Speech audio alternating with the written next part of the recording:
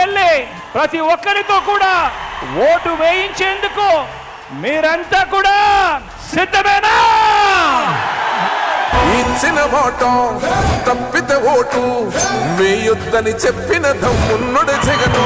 ఆ అక్క చెల్లెమ్మలకు తోడుగా ఉంటూ ఓ అమ్మఒడి, ఓ ఆసరా, ఓ చేయూత, ఓ సున్నా వడ్డీ, పిల్లలకు తోడుగా ఉంటూ ఓ విద్యా దీవెన, ఓ వసతి దీవెన, ప్రతి పథకం పంపిండుర గడప గడపకు, పులి గడపలో పులి పుట్టినట్టే పుట్టిండురా.